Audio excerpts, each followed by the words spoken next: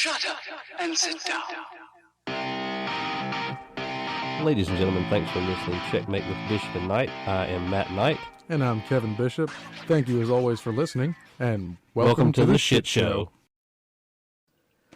Thanks for joining us this evening on the Checkmate with Bishop and Knight podcast. I'm excited about the guest that we have this evening. One of my oldest friends.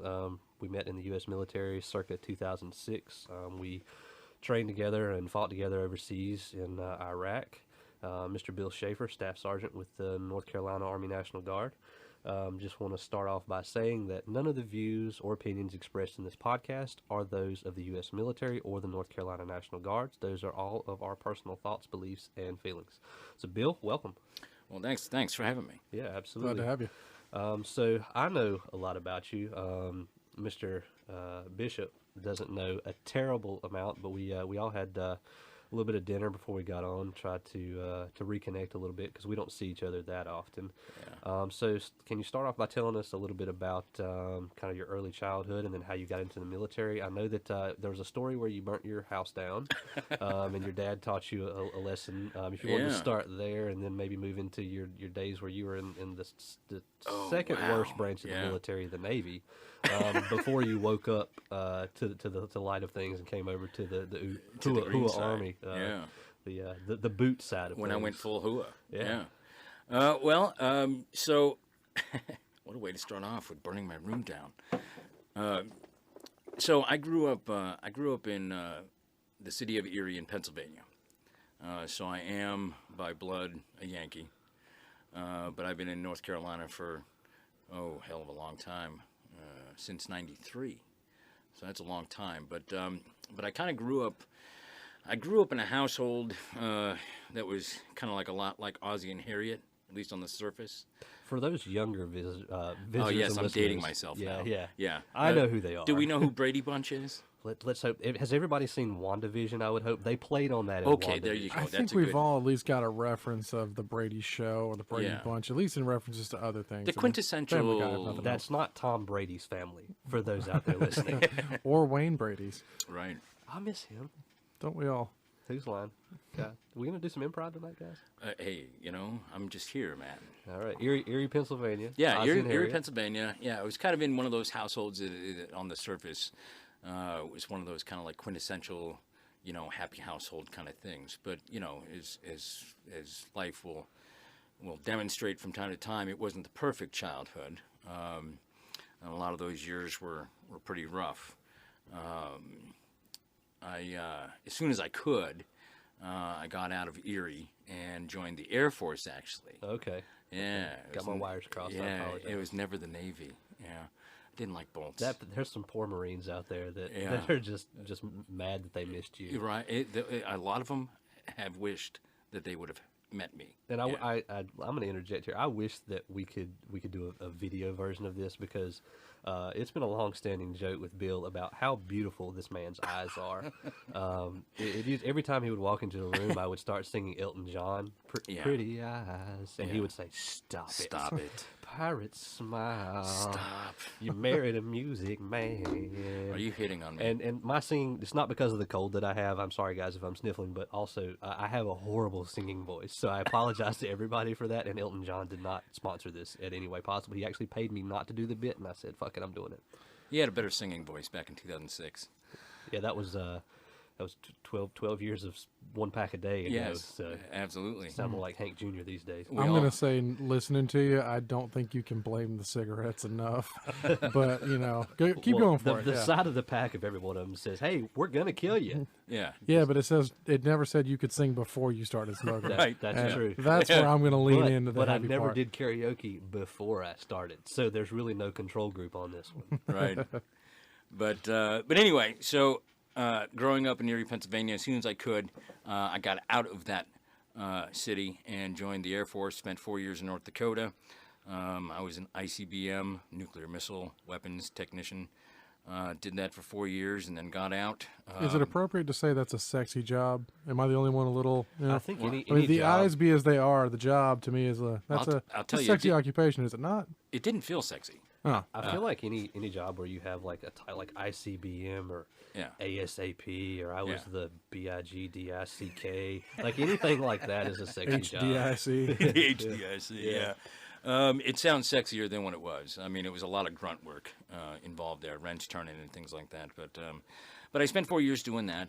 Got through the first Persian Gulf War there, and then almost immediately after that conflict ended, I got out of the Air Force. So you were in the Battle of the Bastards scene on Game of Thrones. Is that what you're telling me?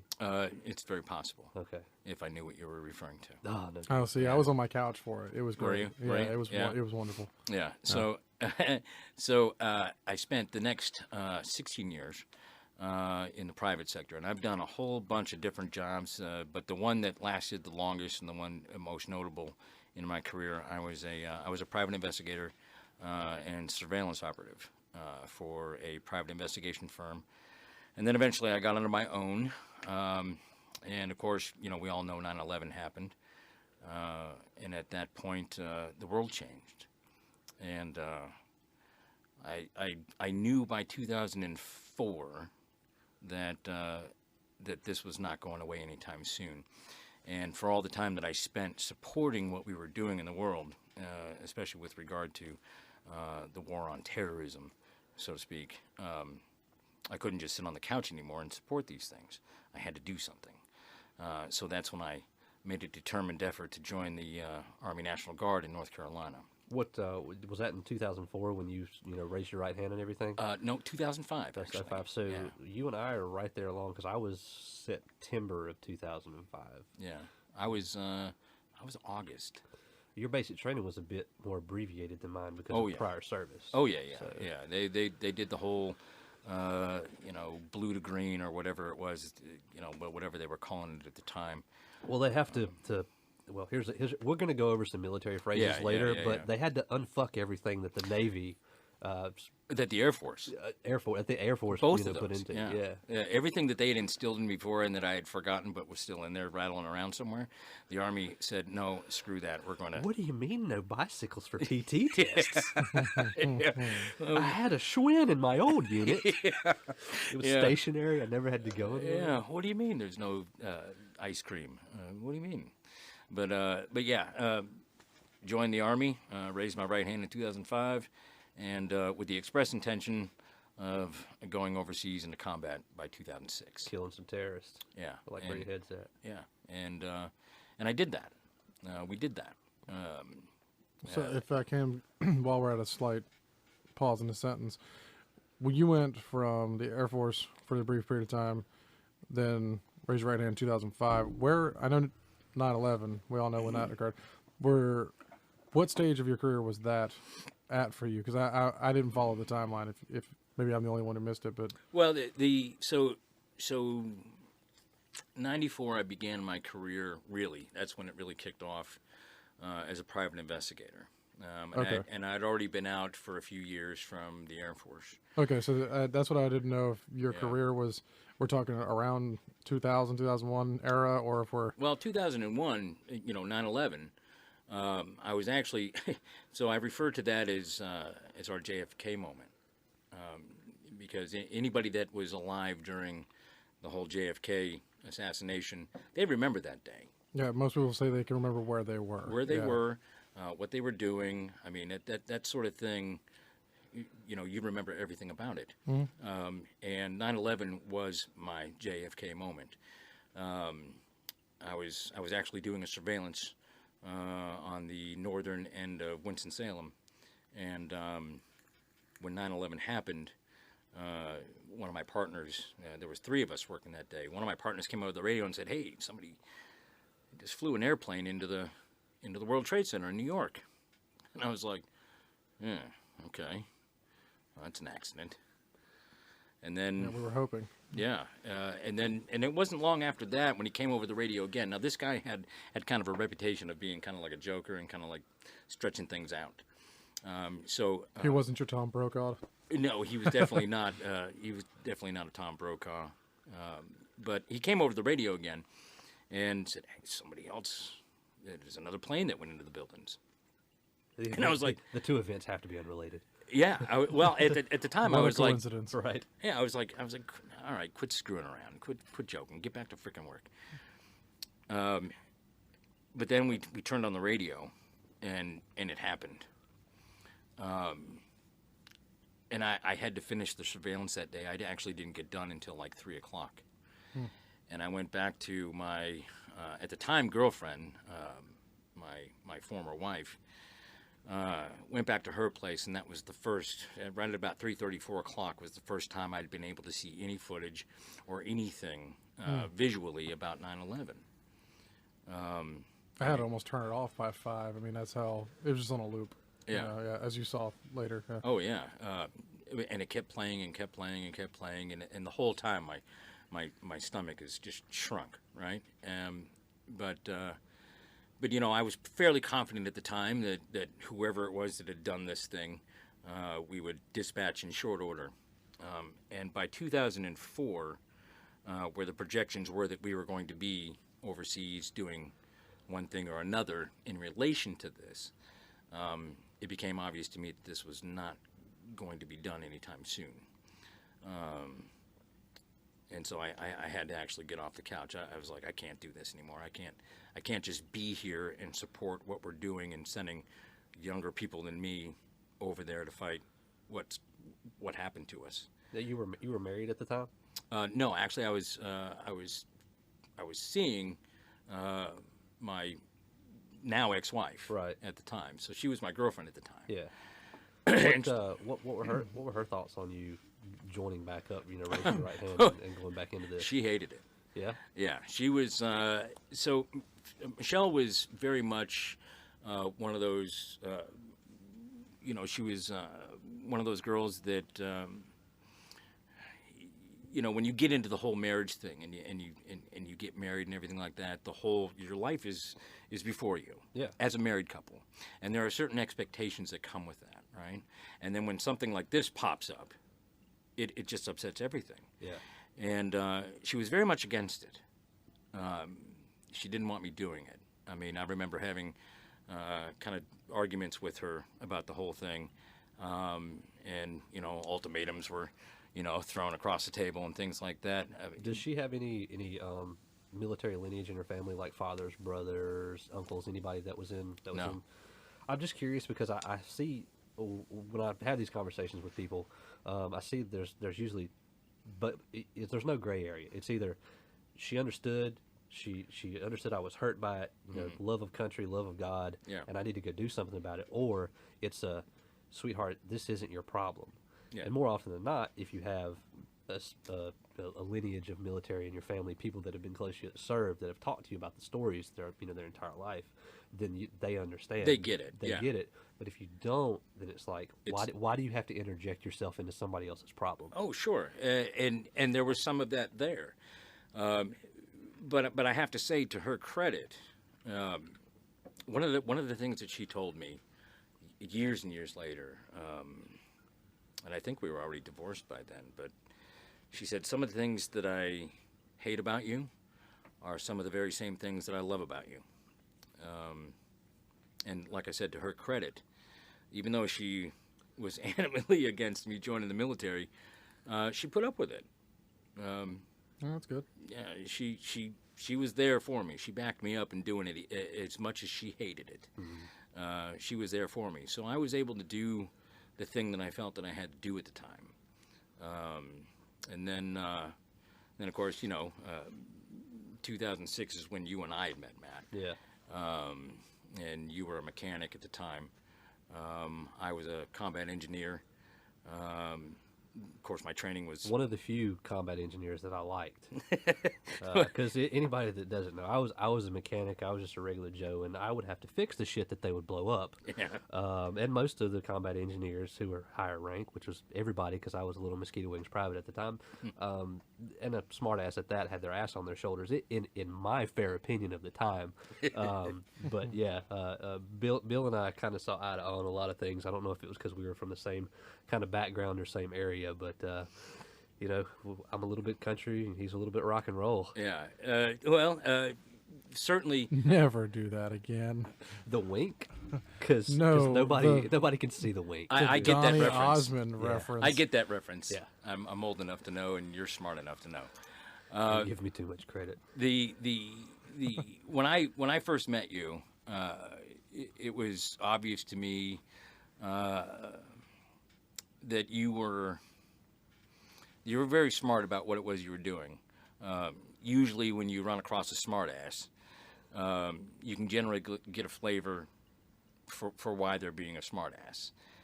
You were one of those individuals that definitely had some intelligence to back up the smartass. And I was one of the older ones on the team. I think I was the second oldest. I was 35, 36 at the time. I think we were the same rank. You had, I was a specialist. You were. Yeah. So I was 2 away from you. Yes. Yeah. Both lower enlisted. Yeah. So we're in the scheme of military things. Anybody below a sergeant is the same shit. Yeah. We're all the same foundation. Yeah. If anybody makes you go clean up cigarette butts in the parking lot, it's going to be E4 specialist, and below you're all in the shit together. Right, exactly. So there's sort of a solidarity, if you will, with the lower enlisted.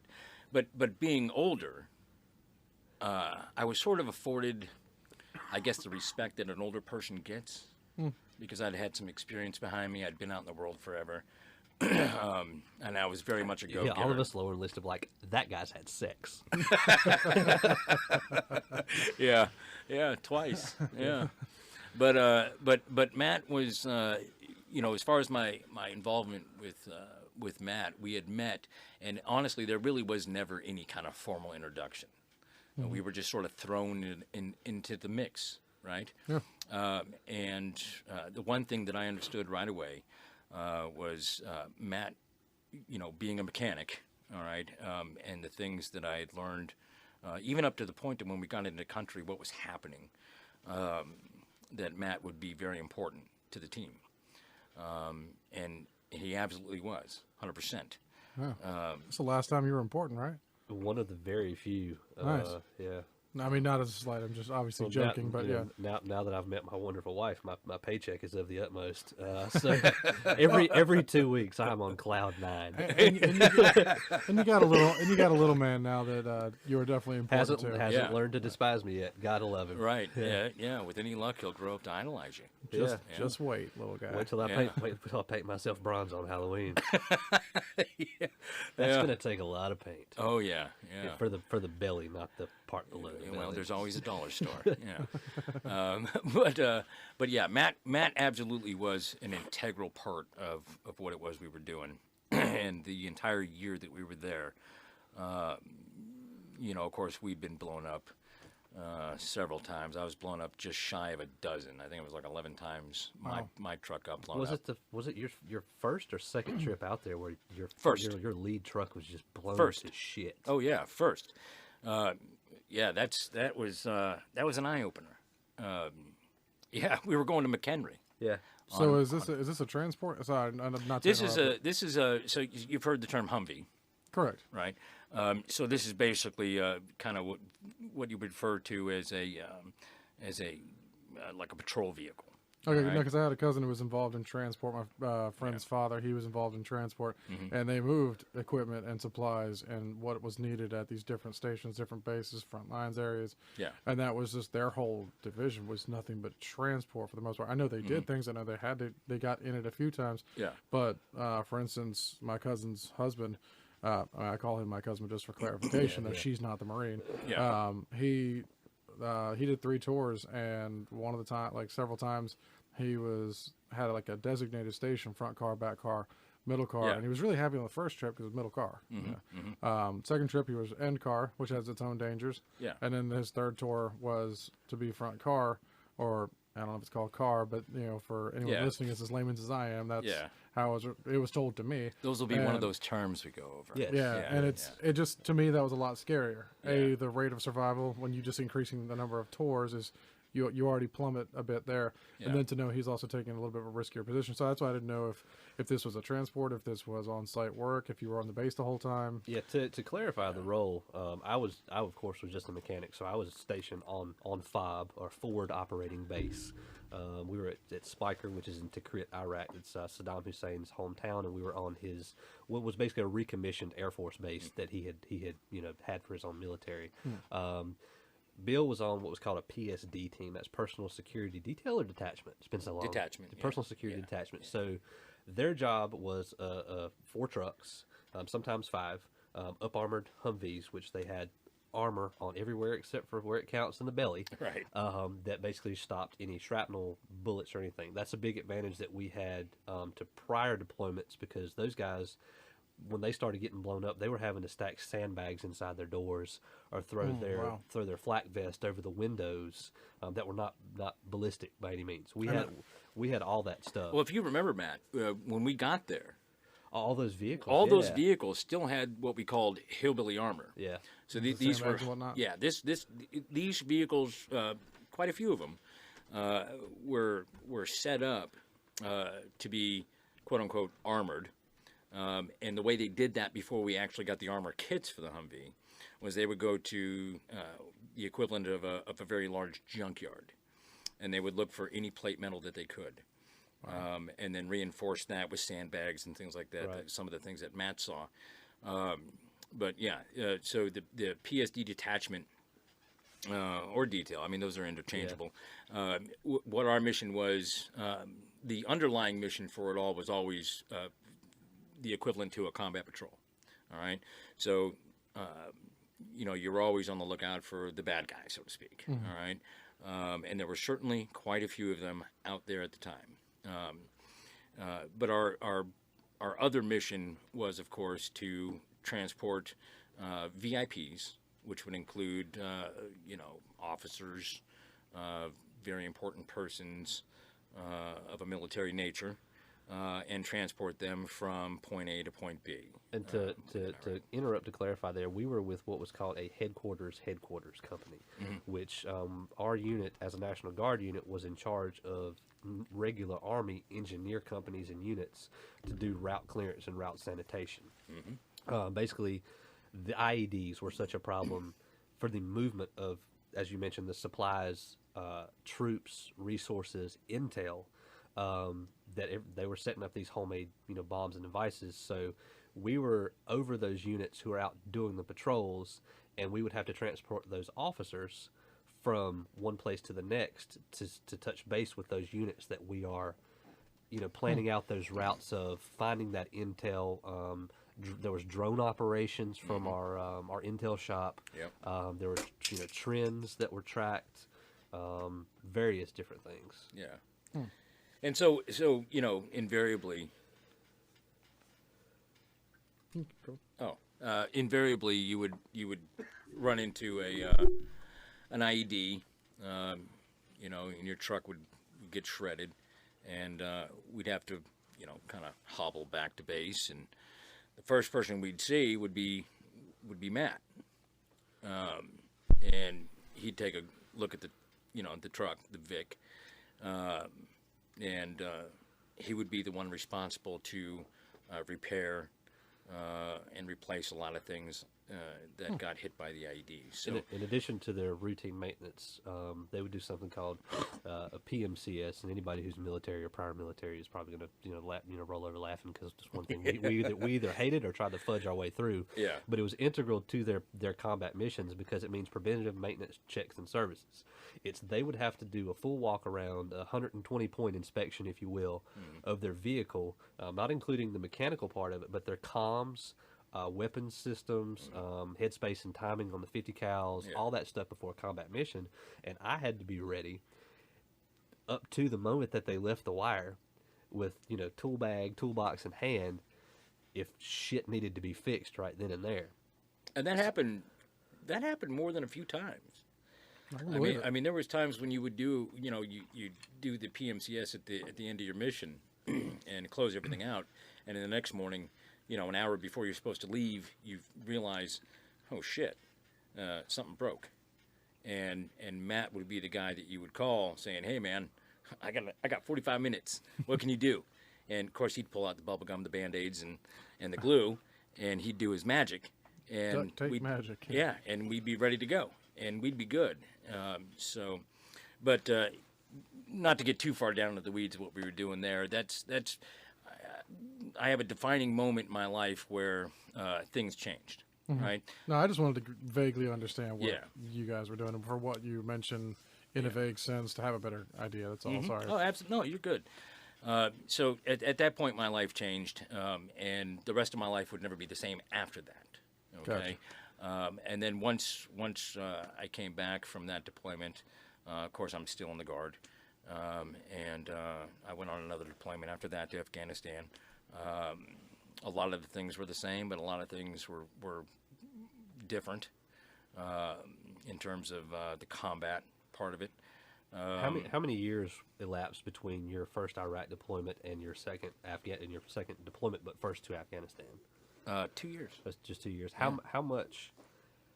I don't want to ask how much had things changed, but that's my general attitude. But how much had things, I guess, developed and changed within the Army? Because at that time, between those deployments, we'd gone through a presidential election. I think almost the whole cabinet had changed, as well as military leadership, as well as intel and equipment. Everything we knew from one deployment. There to was the a next lot of new military. things, coming down the pike. So in terms of change, noticeable to me,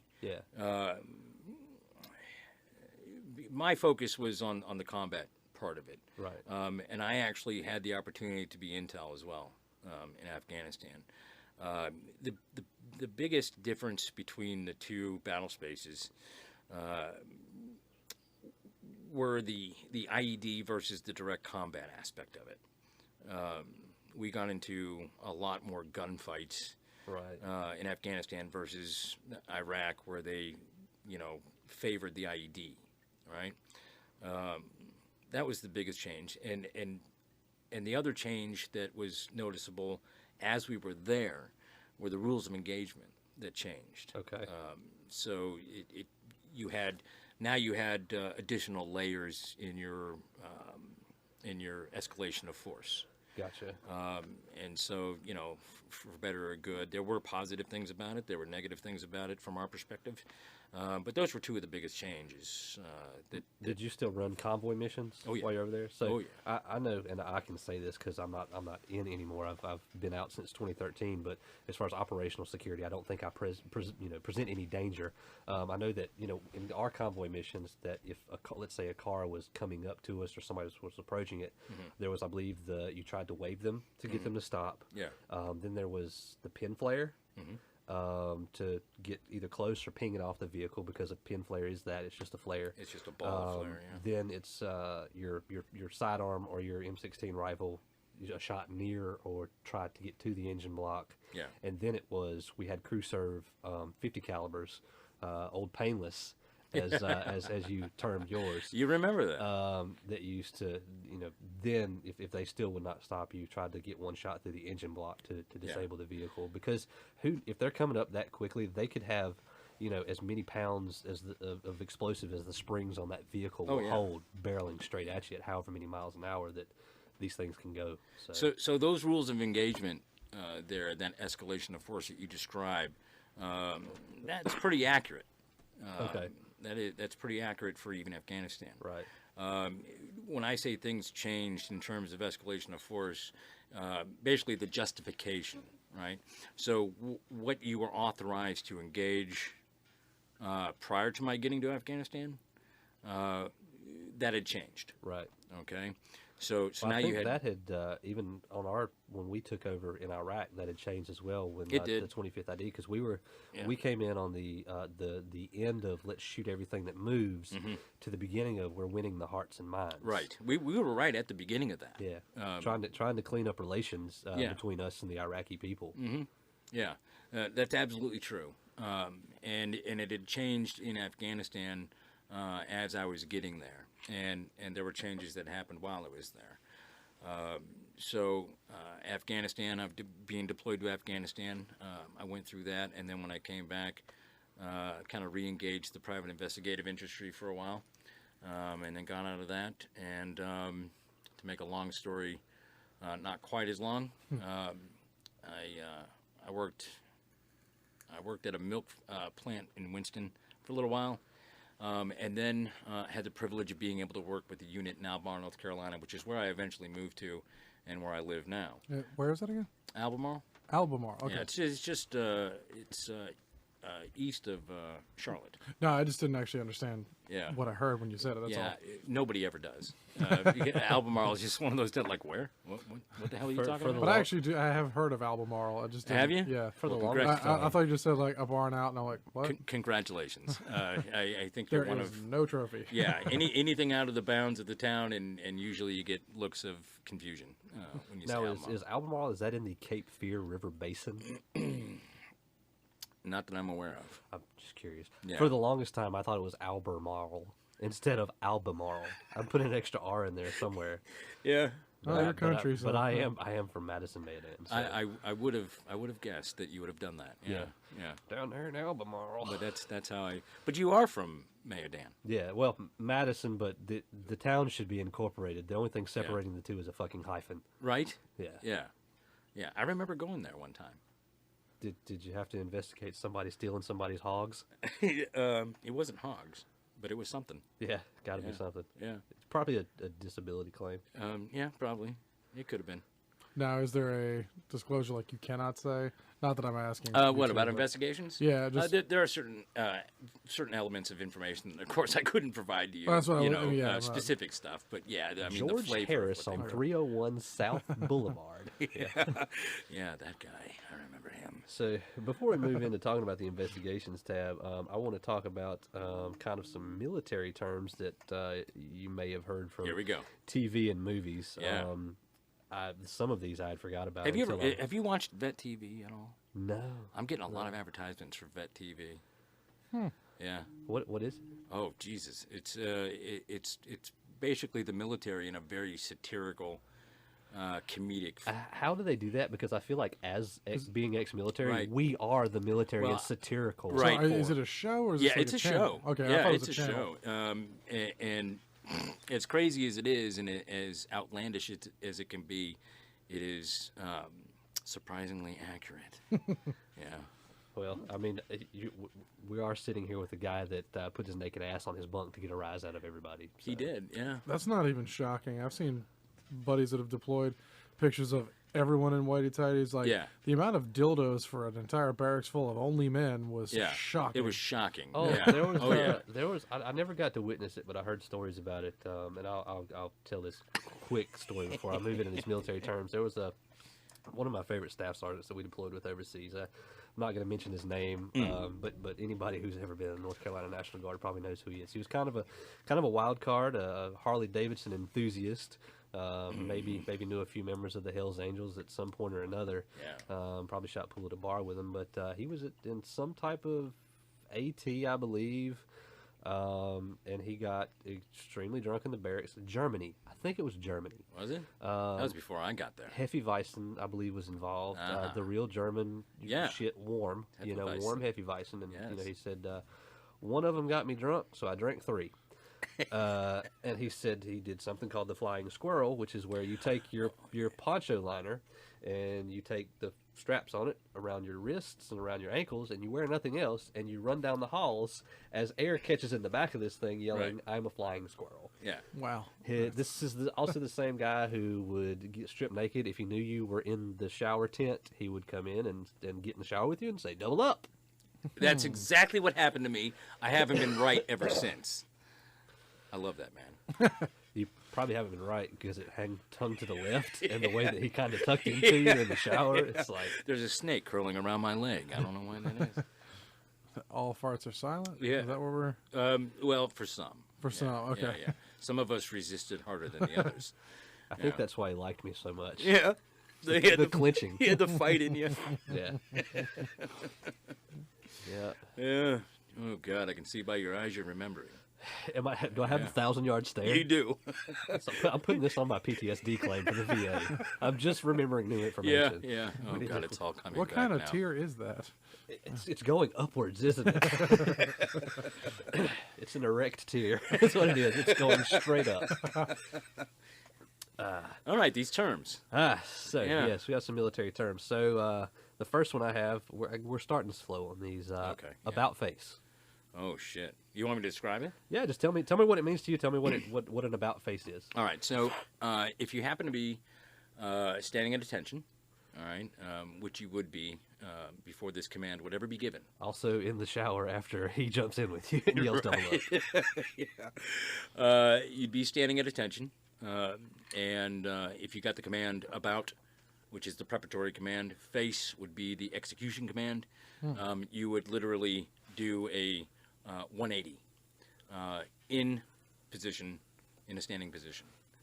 You would immediately pivot in one place to face the direction behind you. So that's Gotcha. the literal definition. Now, if you're in a conversation that we were trying it this way, but we immediately had to do an about face. Right. Yeah. Just doing a 180? Yeah. Just doing a 180. Okay. Just doing something completely opposite to what it was you were doing in the first place. We had to do an about face. These days, we refer to it as adjusting fire. Yeah. Alrighty. What's that second one? What is a defac? Oh, defac. It could be the best place on base. It could be the worst place on base, depending on who was cooking. Yeah, it's basically the cafeteria. So it's not called a mess hall? No, it's a defac. Dining facility. The Marines call it a mess hall. They do. We did too for a while. I was after that, I guess. Yeah. But there's some of the older dogs. Yeah. We would let's go get some mess or Yeah, whatever. Let's go to the mess hall. Yeah. We called it the chow hall. Chow hall, get some chow, defac. Yep. Get this Defac. bread. Yeah. Let's get some of this bread. Yeah. Yeah. Tikrit actually had they built new ones while we were there. They went from dining tents to a more hard shell facility, where we met Gary Sinise. Yes. Lieutenant Dan. Yeah, I forgot about that. Yeah, he showed up at the defac. Nice. He's a big supporter of the armed services. Yeah, absolutely he From what I is. know. One of my favorite stories is I brought him my soft serve guy. That's right. Yeah, I brought him some soft serve, Lieutenant Dan. I got you some ice cream, and he I know he had heard it 8,000 times. Yeah.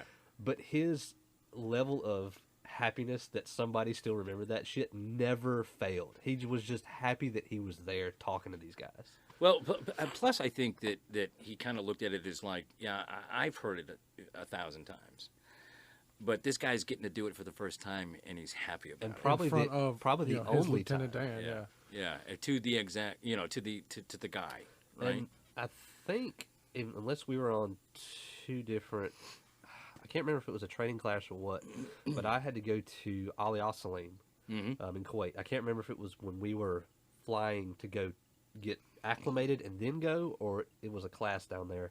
I met Sergeant Eversmith from Black Hawk Down in the chow hall. He was a master. He was up there. command sergeant, major, master. He was I don't know. something. He was high up. Yeah. I would probably take a wild guess and say probably Yeah. a master sergeant. Yeah, about twice as big as the actor Josh Hartnett who played him. I mean, he was a big old popcorn he was. chicken eating son of a bitch. Oh, I mean, yeah. he was. Yeah, he was definitely. He wasn't exactly corn fed. He was definitely a big boy. Yeah, and after seeing Black Hawk Down and knowing the story, it makes more sense that he was as big as he was for the people that he had to carry, the things that he did in combat. Okay. Yeah. There was that. So the DFAC, fun memories for a lot Yeah, of people. absolutely. And we had chicken wings every day. Chicken wings and soft serve ice cream. Chicken wings, sausage, and then what, steak and crab legs on Sundays? Yeah, something like that. Yeah, Yeah. it's one of those days. But yeah, They we might were have we were living high on the hog in Iraq. We lived and ate like kings. Hey. That for everything that we were doing on the road,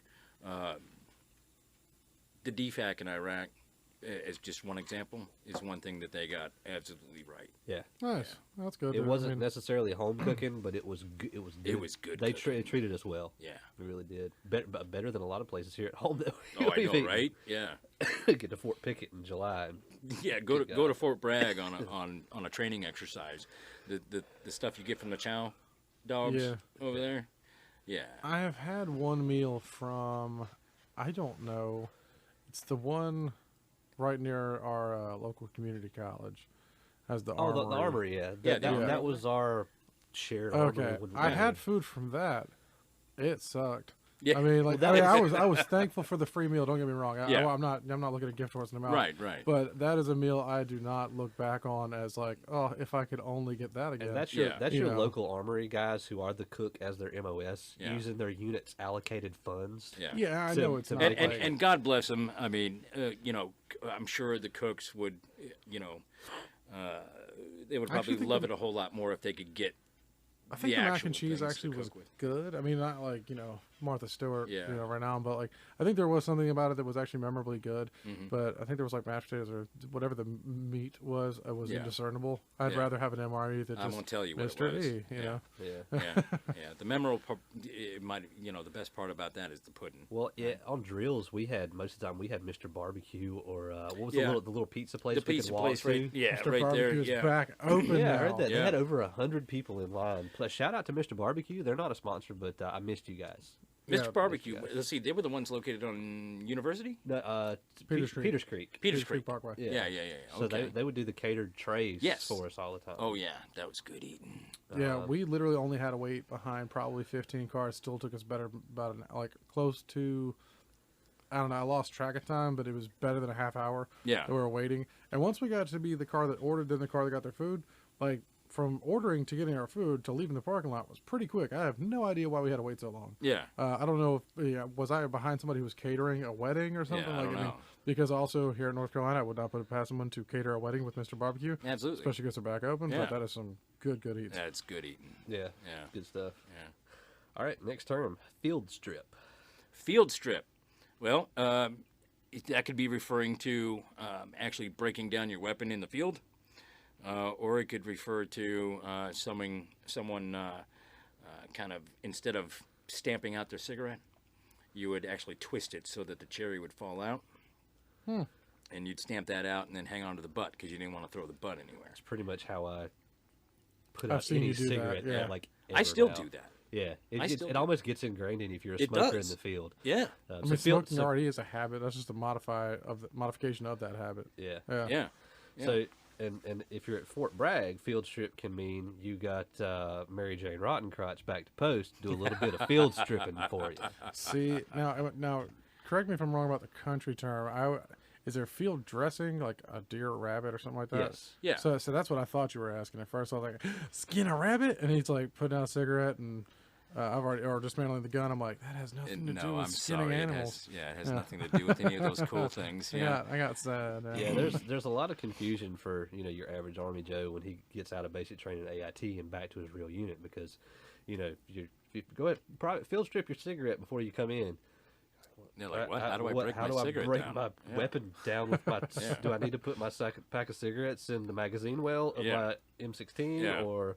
Yeah, how do I load my cigarettes into my weapon? And then there's if you spit in formation, you have to pick it up and put it in your pocket. Yeah, So absolutely. Yeah. it's fun. And if you don't, you have to You have to sweep the sunshine off the asphalt. Ah, Yeah. Or you could mop rain. Depends. In the motor pool, we always had the one where we needed to collect the exhaust for yes. testing. That's right. Yeah. You give them a plastic bag that's gonna Yeah. melt with the heat of the exhaust. Yeah. course.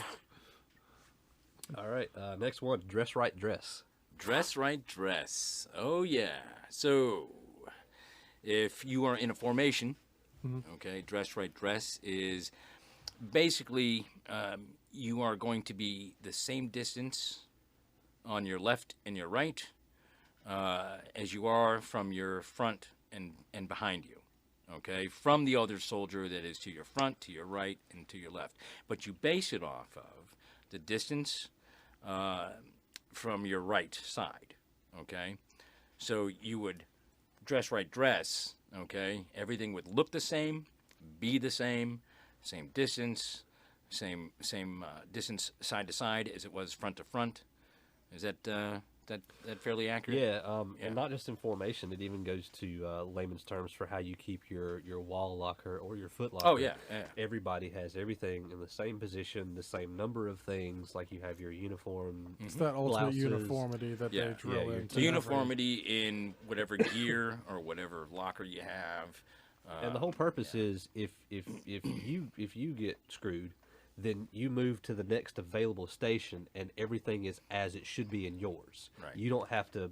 You don't have to hunt, guess. hunt for ammo or whatever supply that you need because you already know that it's right there where it should be. Yep. That makes a lot more sense. Yeah, that's kind of the slang version of dress right dress. Like, all right, I want everything dress right dress. Yeah, I think there's a lot of the restaurant people I hear it just for the purpose of if things happen or oh I wasn't ready or this just kind of mise en place, like everything in place, like that's just it's a similar mindset for people that never went in the military. Yeah. I mean, obviously it's a little bit more directed to preparing something or kind of getting ready to do something, but still just it's kind of neat. I've heard it, but couldn't have told you what it meant. So I got tired of saying all those words, right? And I would tell my guys, all right, I want everything Army style. And Army style, literally, in their heads, they knew it translated to dress right dress. Nice. Yeah. Yep. Next one of my favorites. Here we go. Well, I'm going to do this in two parts. What is an AO? AO, area of operation. Okay. And that is any area, no matter how large or how small, an area in which you, your squad, platoon, unit, company operates in. It's pretty self-explanatory. Area of operation. This is the area in which you are operating. Okay. And before you operate in said area, you have to secure said the area. Yeah. And once you secure said area, you make sure to let the enemy know that your area is secure. Yeah, absolutely. Yeah. Because if you know, they need to know. Yeah, they need to know it's pretty secure. Yeah. Yeah. Security first, never last. Right. You're always letting them know, hey, look, we're in this AO, and it is secure. And incoming fire has the right of way. Yeah. Just to be clear. We are being smartasses at this point because you're looking at me like, oh Yeah, my God, yeah, I got it. Yeah. Yeah, we don't send an email to the enemy. Be like, hey guys, just to let y'all know that we have this area over here and it is secure. Yeah. Open fire. Hey, we're going to all move to the right. Y'all shoot to the left. Yeah. Just so we tell y'all where the right of way is. Okay. Excuse me, can you adjust fire, please, Charlie? Thank you. Charlie is wonderful. Charlie's fabulous. Meanwhile, Charlie's like, I'm gonna just fire so fucking hard. I can't wait for the hate mail coming on this one. Oh yeah, it's coming. No, okay. So what is the? All right, so you secure the area. I mean, I feel like I must have missed something or took something you said seriously. So there is you secure. There is no that's the end stage, right? There was nothing else that you said after that. The first thing that you do when you enter an area is you secure the area. Okay. You set up points of fire. You have a roving guard or a fire guard. You set up basically your points of perimeter with whatever your operations tells you how to secure an area. Whatever it is that you need to secure an area, whatever asset you need to accomplish security. Let's say to be able to operate in any area. Okay. Another one that can go hand in hand with this is securing the LZ. And LZ can be your AO. And LZ being your landing zone. Yeah, it can be. If you have a medevac, which is a medical evacuation, you need to secure that area. That way you can get your medics in and the injured out. Yeah. It can also be if you're launching privates from a catapult, wherever they land, that could be the LZ. Yeah. Yeah. Or catapult.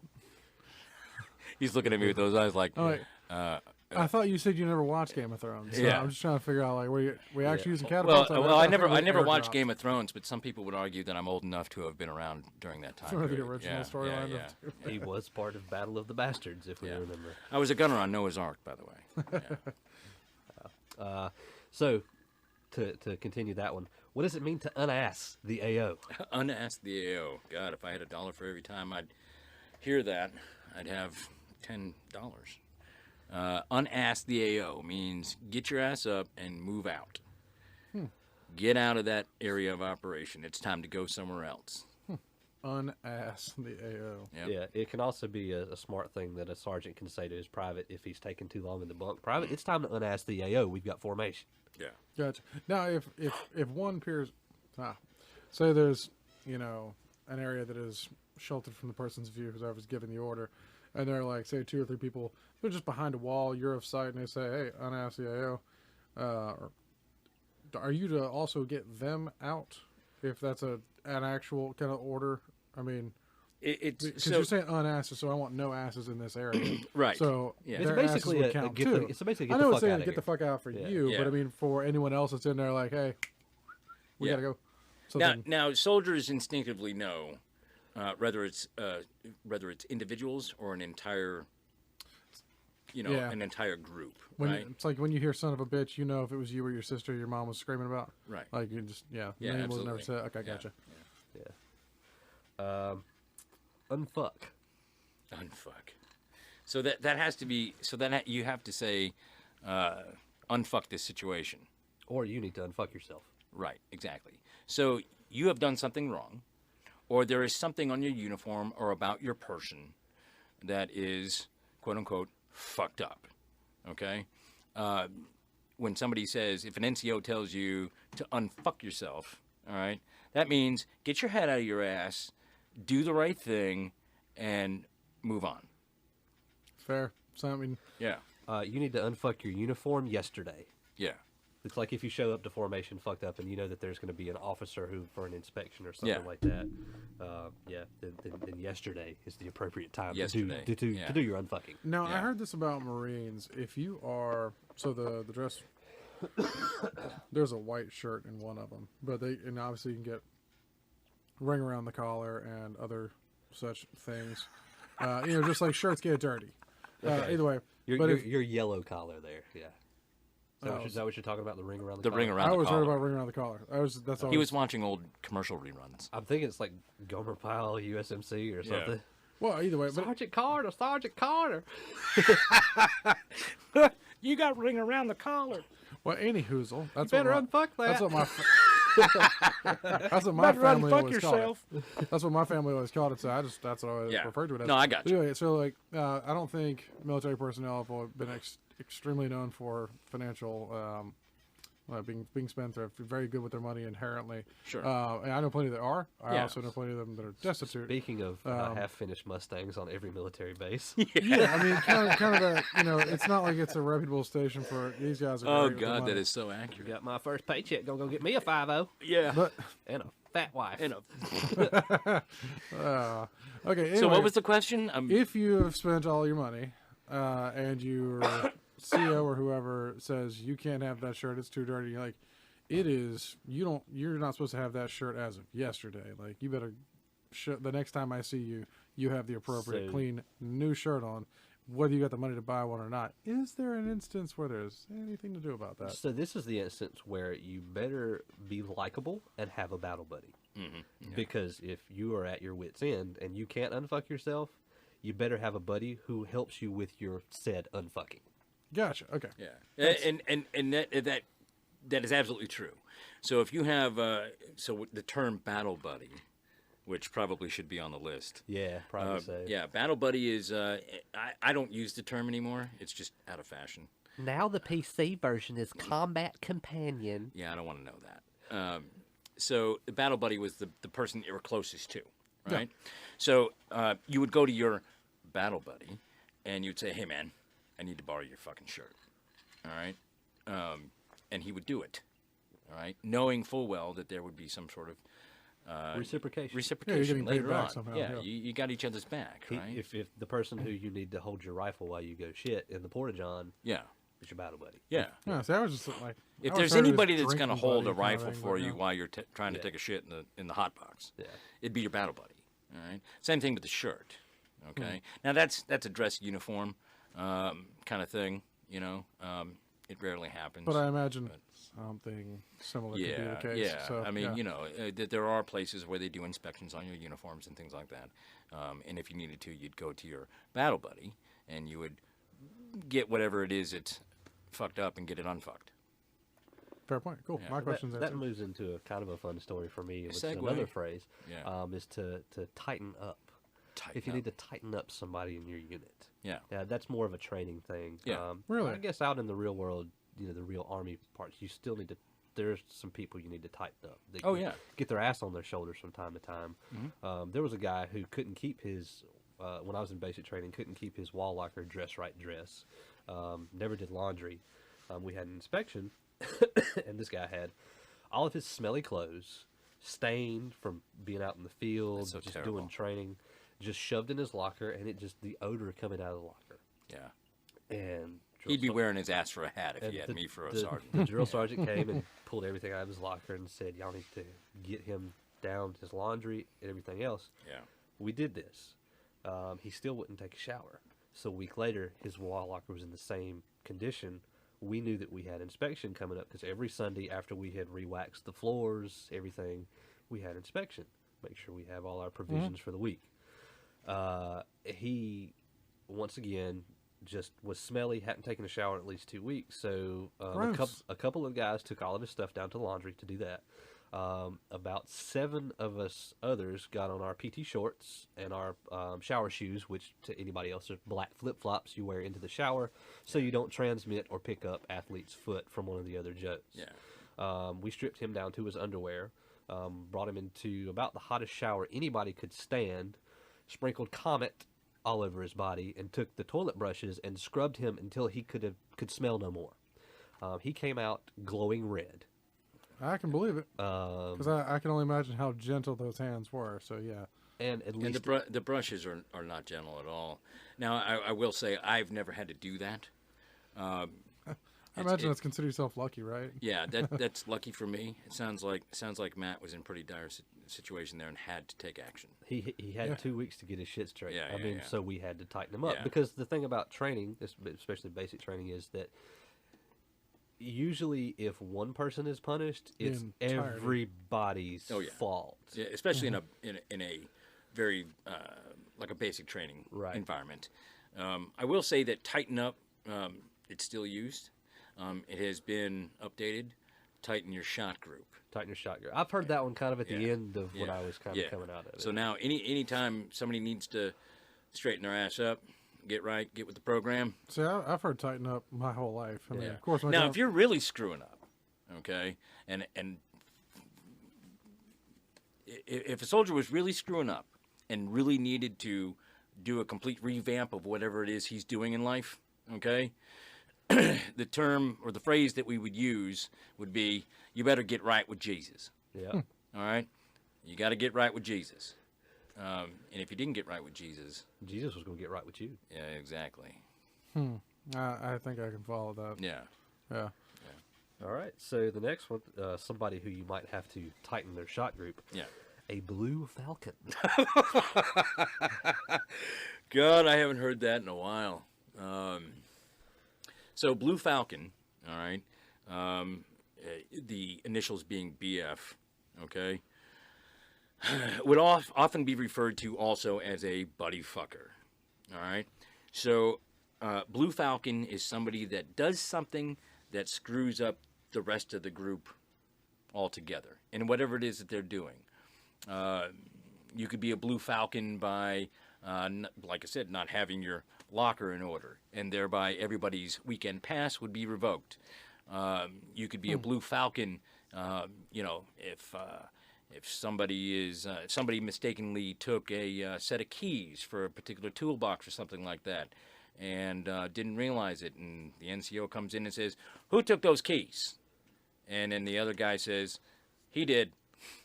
It's kind of a Blue Falcon move. Okay, I get that. Yeah. Yeah.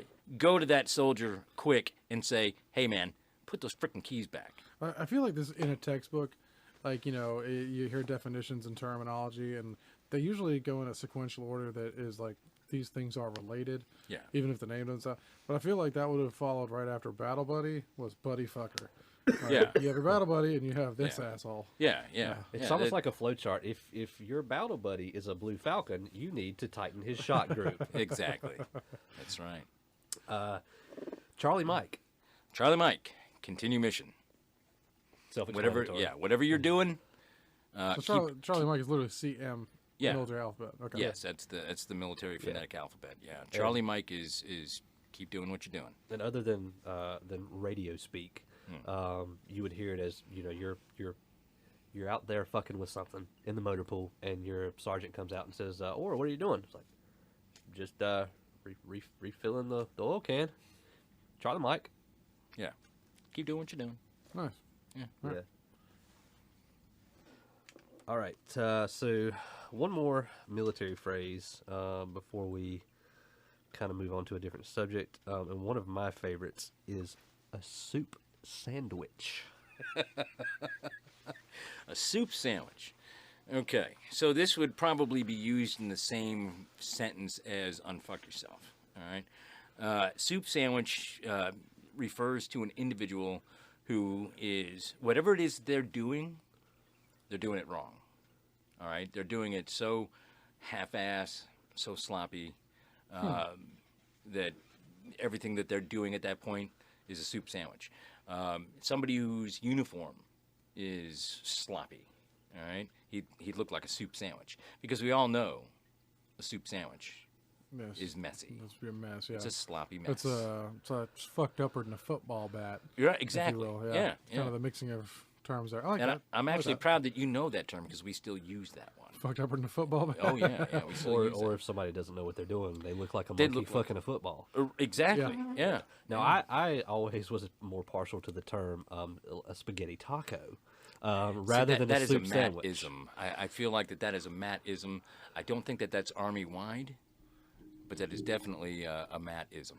Yeah, A spaghetti taco. A Mr. Knight 'cause- specialty. Because you try to eat spaghetti out of a taco shell. How is that as fucked up? I feel It like is. that's soup sandwich. I feel like that's just as screwed up as eating a taco. Have you tried to eat one? Yeah, a hard but shell. Yeah, but see, the whole taco, an process actual sucks. taco tastes good, though. You know what I mean? Okay, well, But I it's- like spaghetti and I like tacos, so you put the two together. Hey. And if you have a plate of nachos that you're eating the taco above, you Sure. just are making more nachos. Exactly. Yeah, but All right. spaghetti nachos. Listeners, that's called a life hack if you want to take notes. Now I feel, but see, okay, the spaghetti taco. I feel like if you made spaghetti nachos, that would be a soup sandwich, because you try and like bring the noodle with the chip and it would Yeah. just like fall off. And Oh, everything. yeah. You'd have a plate of just fucked up ass noodles. So not to flex my muscles on how much I watch diners, drive-ins, and dives, but you have to chop the noodle. So It's a julienne.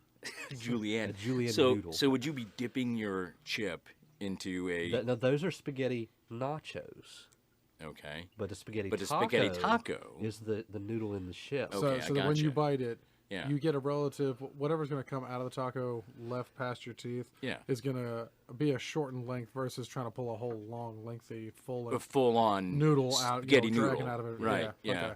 That makes a little bit better sense. Okay, Italy I mean- meets Mexico. All right. Yeah. It's me. Those Mex-Italians. It's me, Jose. It's a me. What's me. It's me What's here to build your brick wall. what's an Italian and Hispanic name that would go together? It's a me, Juan Pablo. Juan Pablo. I feel like There's the northern coming out, the Pablo. I remember the first time that we had eaten in a Mexican restaurant, and you asked them to bring out more salsa. Yes. I almost I remember that. died. Yeah. And like 9 of the other Joes from every other table turned Just like, turn slowly "What and look in at the me." fuck did you ask for? Yeah. I asked for more salsa. So give me more salsa. What, I need more salsa. It's like eating Mexican. My dad, who's from Indiana, very Midwestern, is like, Yeah. I'd like the chimichangas. Yeah, the chimichangas and the picante. Picante. Picante. The picante salsa. Yeah, picante, salsa. Yeah. Or like me, who was born here in the South and lived Right. there pretty much all my life, Yeah. rather than some military excursions. It's every hot sauce is Texas Pete. Oh, yeah. You know, Yeah. They'll bring me. No, this is the wrong Texas Pete. I brought you Texas Pete. No, the Mexican Texas Pete. yeah. Tapatio. Yeah, the one with the lady in the hat on The it, or the guy. Is it a Tapatio. guy? I don't know. Is Yeah. that a hat though? Yeah, that one. Yeah. Yeah. That Texas Pete. Was there a lady on the hot sauce? I think there. I think there was. Like a habanero hot sauce, I the think there was correct a- term is a senorita. A senorita. Well, yeah. but hold Yeah. on. But one It of won't be them- long before they get rid of her. No, that's Cholula. That's Cholula. No. Tapatio. Cholula, is a yeah, that's guy, the one. Because what is it? One of the I'm Fluffy Enrique or Not Enrique Iglesias. No, Gabriel. Gabriel. Yeah, Iglesias, yeah. yes. yeah. He talks about the he's like wearing the hat, looking like the guy from Tapatio. Yeah. And if you haven't seen that stand up, it is hilarious. He's talking about Yeah. his mom meeting a famous singer, and I mean, I'm not kidding. I was just about crying, and I walked Yeah. in on the stand up being played at my house by my roommate at the time. You know that it was. I didn't even get the whole, lead in and build Yeah. up and set it up. I was almost in tears while it was funny. It was good. instantly funny. Nobody makes Yeah. me laugh harder than Joe Coy. Oh my when it god! goes to Wait, so his comedians. mom too. Oh my God. When he was on Chelsea Handler's show, Chelsea Lately, Yeah. that is some of the best Joe Coy. I mean, it's almost better than a stand-up because he has such gold for a couple minutes. Like, segues could be take it or leave it when he's going in between subjects or he's setting up a joke. But when he can just come in and kill for 30 seconds, he is perfect. I love Joe Coy. Yeah.